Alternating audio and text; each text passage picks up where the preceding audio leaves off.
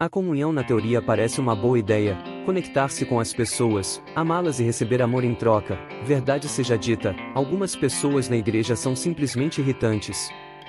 Por exemplo, tem uma citação que diz que somos chamados a amar uns aos outros, mas não precisamos gostar uns dos outros. Embora essa linha de pensamento pareça razoável para um crente, imagine se Jesus realmente tivesse essa mentalidade conosco. Imagine Jesus se aproximando de você, olhando nos seus olhos e dizendo: "Eu te amo, mas eu não gosto de você." E então, imagine Jesus se afastando de propósito de nós depois de dizer isso. Isso faz sentido para você?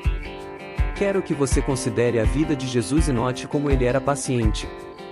Ele foi alguém que investiu tempo, esforço, energia, força e amor em Judas, mesmo sabendo que Judas o trairia.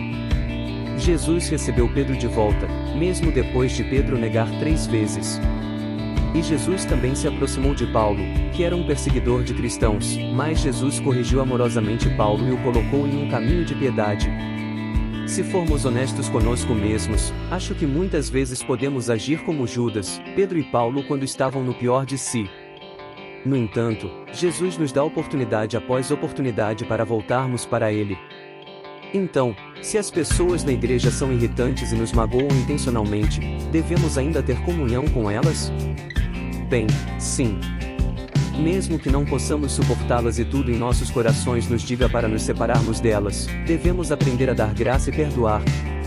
Deixe-me dizer isso: ser filho de Deus significa conceder perdão, dar graça e demonstrar amor.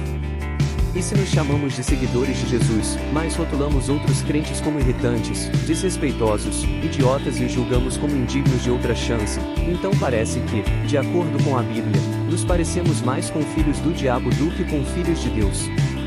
Dito isso, não quero subestimar a dificuldade de perdoar e ter comunhão com cristãos que agem de maneira irritante.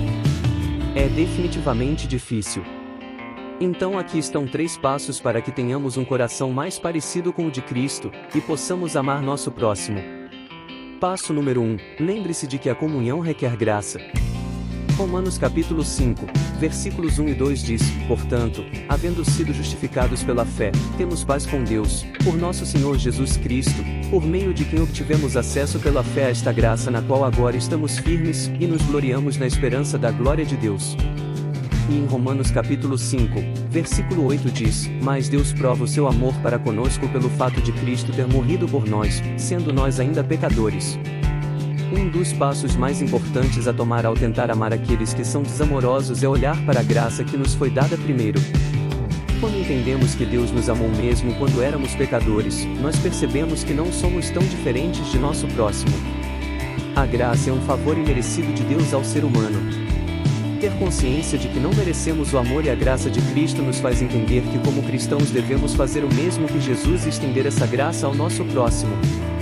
Passo número 2. Lembre-se de que a comunhão requer perdão.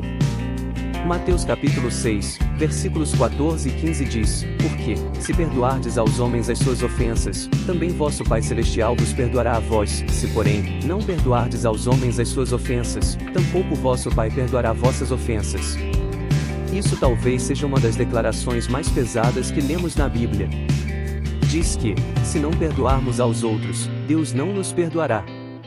Um ditado comum que ouço, especialmente quando se trata do assunto de perdão, é: "Perdoe, mas não esqueça."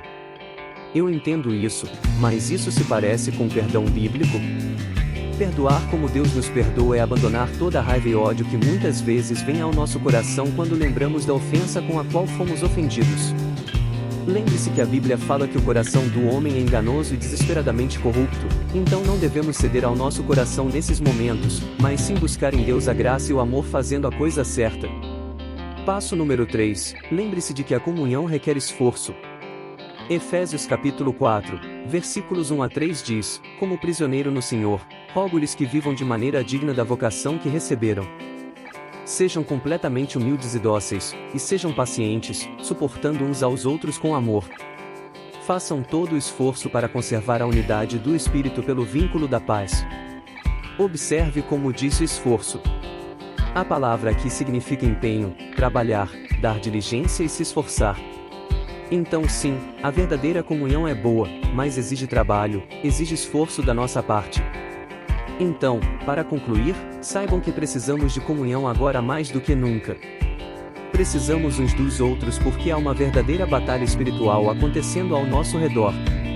O inimigo é o diabo e seus demônios. Não podemos nos dar ao luxo de lutar uns contra os outros.